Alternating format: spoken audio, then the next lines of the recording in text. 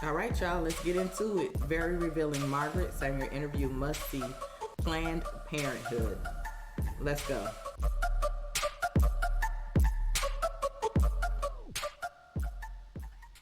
What is good, y'all? Your girl Queen Berry coming to y'all with yet another reaction. I decided to go with Margaret Sanger because she's been highly requested in the comment section, and it's definitely something that we are witnessing and going through today. Of course, the Planned Parenthood.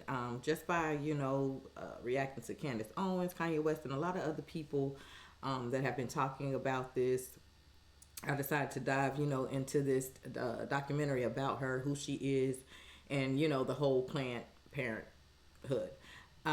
Just by me just doing my research, it was something that goes all the way back into the like 20th century, is what I know so far, and I'm going to further expand my knowledge on this documentary on her, so we could just get an insight of who she really is, what this really stands for, and researched a little bit more.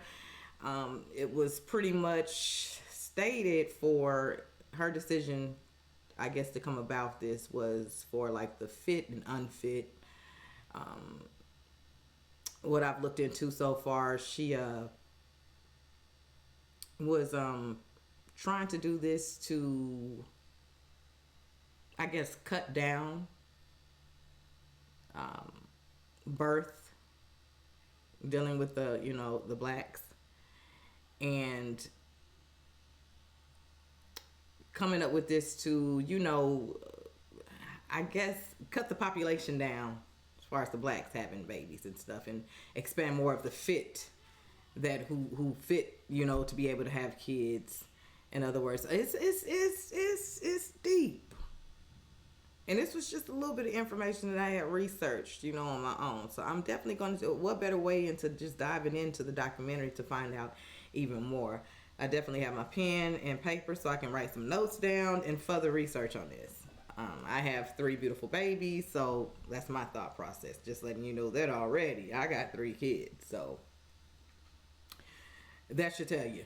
All right, so appreciate all y'all for tuning in, kicking it with your girl. If you're coming back to my channel, welcome back. If you are new to my channel, welcome. If you are on this learning journey like I am, expanding your knowledge and just, knowing, hey, you're welcome. Welcome, welcome, welcome. So I appreciate y'all for tuning in. I'm finna dive into the video, y'all. Y'all suggested it. Let's check it out.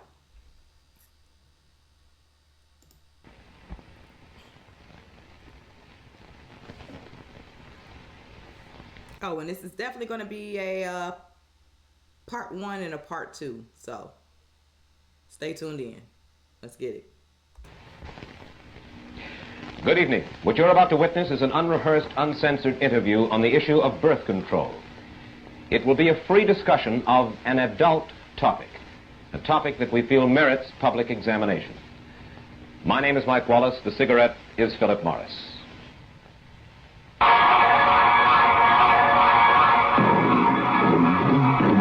New Philip Morris, probably the best natural smoke you ever tasted, presents...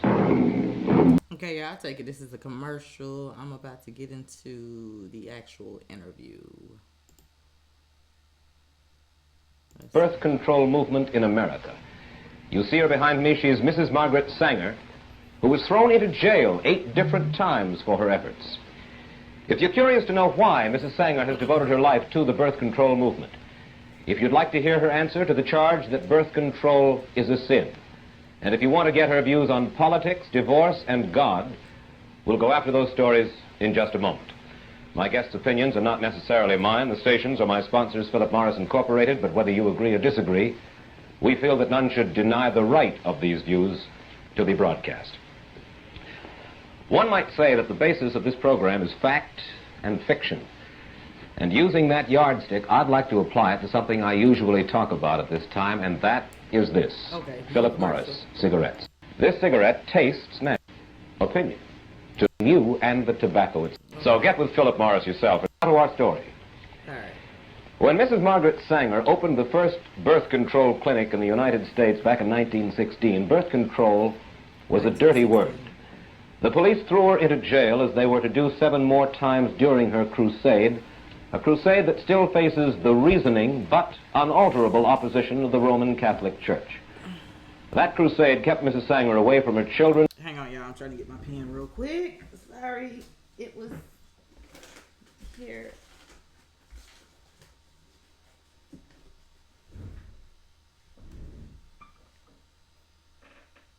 Okay, I'm just going to have to type it in my phone. For long periods. It helped to break up her first marriage, and she suffered constant, harrowing social abuse. Mrs. Sanger, in view of all of that, let me ask you this first of all. Why did you do it? I realize that you had an intellectual conviction that birth control was a boon to mankind, but I'm sure that others have that conviction too. And so what I'd like to know is this. What events, what emotions in your life made Margaret Sanger a crusader for birth control? Well, Mr. Wallace, it's hard to say that any one thing has made one do this or that. I think from the very beginning, I came of a large family. My mother died young, 11 children. That made an impression on me as a child. I was a trained nurse, went among the people. I saw women who asked to have some means whereby they wouldn't have to have another pregnancy too early after the last child, the last abortion, which many of them had. So there's a number of things that are one after the other that really made you feel that you had to do something. There are some other possible reasons that suggest themselves on reading your biography by Lawrence later. Your mother, as you say, died prematurely after bearing 11 children. She was born a Catholic, was she not? She was born a Catholic, yes. And in Ireland. Your father was a sort of a village atheist who clashed with church authorities, and because of his atheism, his earnings dwindled under community pressure. You and your brothers and sisters were known as, quote, children of the devil, end quote. Could it be then that, in part at least, you were driven emotionally toward the birth control movement because of antagonism toward the church, because that was a way to fight the church? No, I don't think I had anything of the kind in mind. I was what I would call a born humanitarian. I don't like to see people suffer. I don't like to see cruelty, even to this day. And in nursing, you see a great deal of cruelty and unnecessary suffering. At that time, there was no opposition as far as the church was concerned. Any church. It was mainly the law, the federal law and state laws that one had to think of. The church was not in my mind at all.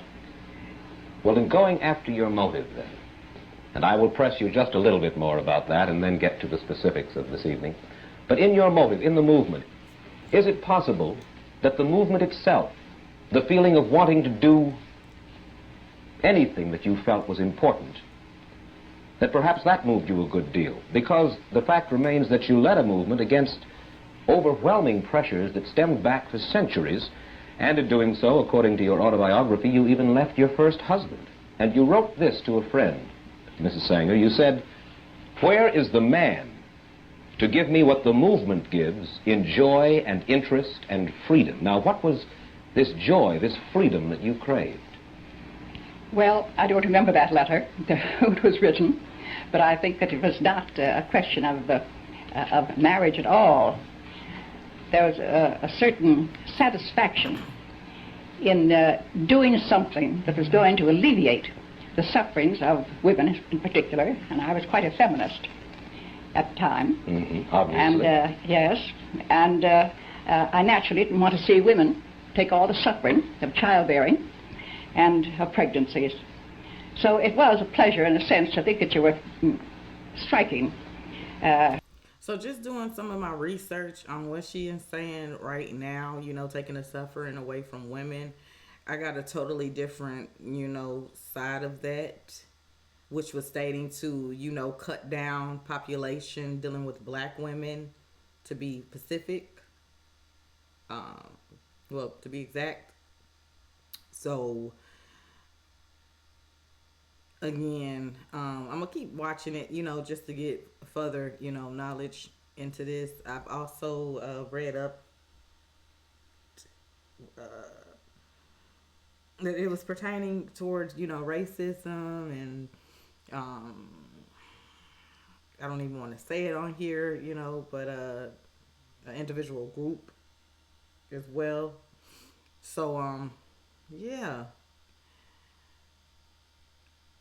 I've definitely found out, you know, just with my small research on her, you know, that it's totally opposite of how she probably was trying to plan it or have it going. It eventually moved in. I don't know when it took place of trying to, you know, cut the population down and choosing who's fit and who's not fit. But yeah, let's get back into it. Women take all the suffering of childbearing and of pregnancies. So it was a pleasure, in a sense, to think that you were striking at an archaic law, which it was. It's put on the statute books by Anthony Comstock some years ago, and no one had stood up against it. No one had tried to change the laws. And at that time, not even a doctor had a right to use the United States mails and common carriers for books, for learning, for anything that he had to do with this question. It was considered obscene. The whole question was considered obscene. Mrs. Sanger, you have helped to spread the birth control movement not only here in the United States, but in Europe and the Orient as well. Why? Why is birth control of such vital importance internationally? Is it just to save women suffering? Is that the only reason in your mind? Well, not entirely. The population question is a great concern today, and the rate at which the births come in to we're saving them now. At one time, when children died, they didn't have the food. Today, our population all over the world is getting certainly better consideration and better conditions than they had at the time that I was there. I went to every country because I was invited. And I didn't go into the country myself. I was invited to go to Japan and to speak there, have 8 lectures on the question of birth control and peace. Well, do you believe that birth control is essential if we want to keep millions of people across the world from starving? Is that your thesis?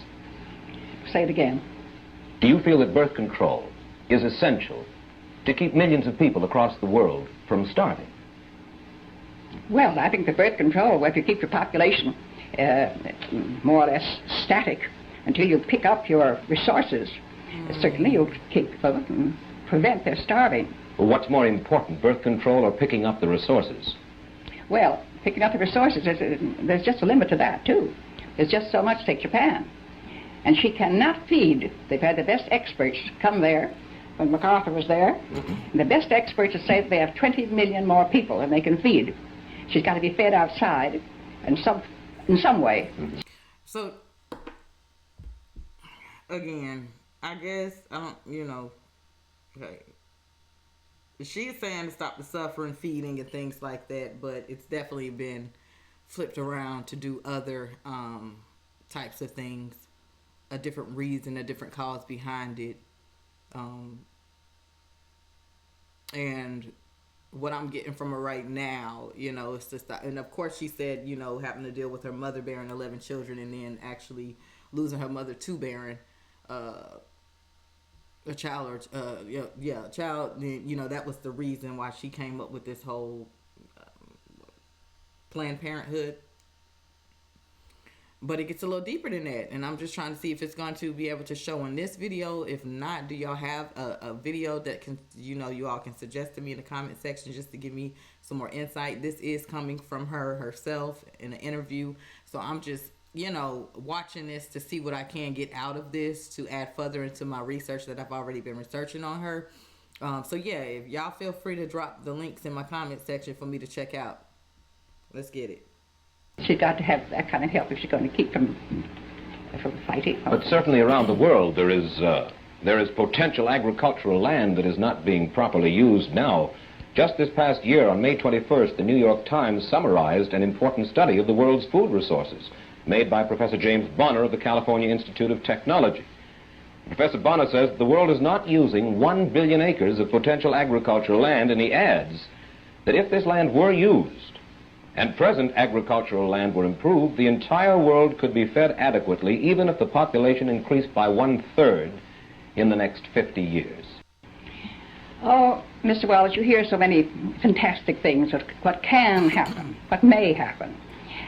This and that, I've heard it for the last 30 years at any rate, of what could be done, but it's never done. And the thing is, what is it now? What have we got today? A very distinguished woman spoke to me about Arizona. And she said, I wish you wouldn't talk about population. She said, all the population of the United States could be put in one state. And I said, what state? She said, Arizona. I said, did you ever hear of caliche? She didn't know that I was talking about a delicatessen or what. I said, well, caliche is harder than any rock. And it is about 3 inches below the ground, where it looks beautiful. It looks as if you could have food. It looks as if you could have corn or wheat or cotton. But as a matter of fact, you have to dynamite caliche out of the ground in order to have a little shrub, have a little grass or a few flowers. So there's many problems that when it comes to that. And the demographers, I never heard of anyone that would agree with that we could have another in the world. Another third. Well, you say that originally the opposition was in all law, and you have to fight against that. Today, your opposition stems mainly from where? From what source? Well, I think that the opposition is mainly from the hierarchy of the Roman Catholic Church. Of the Church. Well, now hierarchy. Of the hierarchy of the Church. You feel that the parishioners themselves, the lay people in the Church, are not against birth control? I feel they come to all of our clinics just the same as the non-Catholics do. Exactly the same. Well, let's look at the official Catholic position, opposition to birth control. I read now from a church publication called The Question Box. In forbidding birth control, it says the following. It says, the immediate purpose and primary end of marriage is the begetting of children. When the marital relation is so used as to render the fulfillment of its purposes impossible, that is by birth control, it is used unethically and unnaturally. Now, what's wrong with that position? Well, it's very wrong. It's not normal. It's not, it has the wrong attitude toward marriage, toward love, toward the relationships between men and women. Well, the natural law, they say, is that, first of all, the primary function of sex in marriage is to beget children. Do you disagree with that? I disagree with it 100%. Your feeling is what, then? My feeling is love and the attraction between men and women.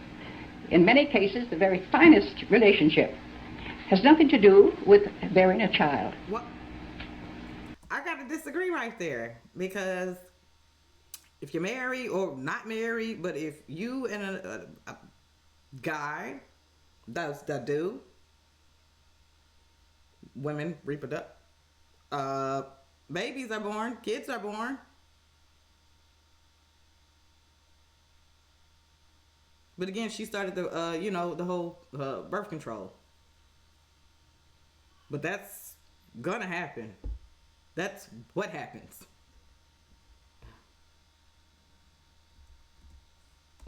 And the attraction between men and women, in many cases, the very finest relationship has nothing to do with bearing a child. It's secondary. Many, many times we know that. You see your birth rate, you talk to people who have very happy marriages and they're not having babies every year. Yes, I think that's a celibate attitude. Surely. A celibate attitude, but you agree that Catholicism, according to the tenets of Catholicism, they rule that birth control violates not only the Church's position, it isn't the Church's position, but they say that it violates a natural law, as I have just explained. Therefore, birth control is a sin, no matter who practices it. Now, the violation of the natural law, according, you certainly can take no issue with the natural law as the hierarchy of the Catholic Church regards it. Well, I certainly do take issue with it. And I think it's untrue, and I think it's unnatural. Well, let me ask you... Everything bears it out that it's an unnatural attitude to take. And how do they know? I mean, after all, they're celibates. They don't know love. They don't know marriage. They know nothing about bringing up children or any of the marriage problems of life. And yet they speak to people as if they were God. And what are you doing? Let me... Creating something as if you were. Or stopping something that he created. To gain population control, I guess.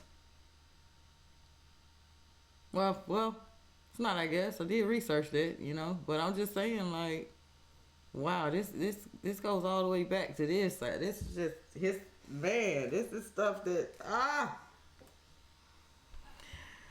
whew. Marriage, they know nothing about bringing up children or any of the marriage problems of life, and yet they speak to people as if they were God.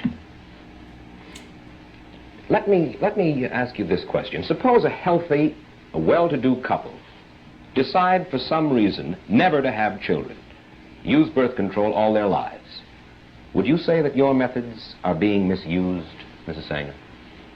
Now, if they were intelligent people, and they had some reason for thinking of children as a responsibility, or some disease that they might have that they wouldn't like to pass on to a child, and I think it would be a very unselfish attitude for them to take if there is a disease. No, I say a healthy, well-to-do couple. Yeah, he said healthy. A couple that just doesn't want children, and for that reason they use birth control all the way.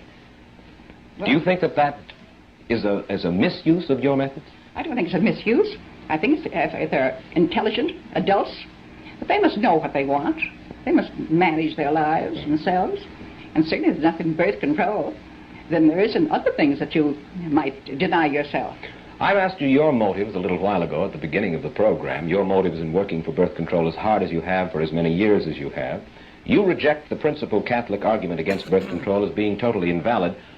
What do you think is the reason, the motive of the Church in forbidding birth control? You'd have to ask a Catholic that.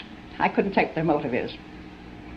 Well, you couldn't say officially what their motive is, but you certainly must have an opinion about it, Mrs. Sanger. Well, I don't have much to do with the hierarchy. And I know that the people that come to our organization and want to have the same methods, or whatever it is that one can have to prevent a pregnancy, that those women will say to us, we ask their religion very often, and they say, I am a Catholic, I was raised in the Catholic Church, my church is wrong on this. This is the one thing. I will never be anything else, but my church is wrong on this one thing. And that is said over and over and over again. So what the motive is. Well, you won't hazard a guess. I don't care to. Thank you. May I ask you why? Now, I know that in private and actually in public discussions, I think, prior to this time, you have been willing to state your understanding of what the motives of the Church are, and now you would rather remain silent. May I ask you why? Well, simply because I don't think that the Church has changed in its attitude. Some of the hierarchy have changed their attitude. You can't say the same thing that you might have said a year ago or 2 years ago as to your belief or as to your opinion. Mm-hmm. And when have you heard it said that the reason that the Church is against birth control is because they want more Catholics? I've read it. Do you believe it? Well, if you read their papers, where they point out Boston, that's what has happened in Boston and Massachusetts. Mm-hmm. They have simply outbred the Protestants, and they're in Boston and Massachusetts, they have control. I've read that in their own papers. I see. Of course, the Church's answer, and I read now from a pamphlet published by the Redemptorist Fathers in Missouri, says as follows. It says that point of view about wanting more Catholics is nonsense. Quote, the Catholic Church does not command Catholic husbands and wives to have even one child. The Church considers it more than normally meritorious for them to have no children if they mutually and perpetually give up the use of the marriage rite for the love of God. All right. I don't quote what they do, so they... All right, y'all. We are going to stop it right here. Hopefully y'all got what y'all can out of this little documenting information that you need to go on and look at it, go research it, so that when part 2 hits, y'all, we can, find out more. Now, from this interview to what's going on exactly today, to my understanding, I know they have been taking their names down off some of these clinics and stuff because they found out, or I guess researched a little further, and what I've seen so far is that it's against, it's not for what it was. How do I say this? Well, I've stated it, pretty much to control population, from what I've just been reading on and researching. It's meant for black women, personally not to be able to, have babies so that they can, gain control over population that way. And she was necessarily having to say be fit or unfit, so it's a lot of that tied into this. And so I'm glad that y'all were suggesting that I check this out. Of course, I'm a mother of 3, so y'all know my thoughts. I don't even need to keep going on with this, so you know what side I stand on. Because babies' lives do matter. And I just, recently did a Caitlyn reaction that dropped earlier this morning, and I was standing on the side with Caitlyn. I mean, because that's where I am with it, It's just sad that some of this stuff is just made up to, it's always dealing with, like, control. Control over people's bodies, It's just sad. So, definitely diving more into this documentary. Y'all got to stay tuned for part 2. This is part 1. Y'all go ahead, let me know y'all thoughts so far. And enlighten me some more. Give me some more information on this. Yeah, like a breakdown. Because I'm expanding my knowledge, and I'm open to, learning from y'all in the comment section on y'all thoughts and, how y'all think about this whole Planned Parenthood. All right. So until the next, Margaret Sanger reaction, y'all do me a favor. Be safe. Remain safe. Your girl is out.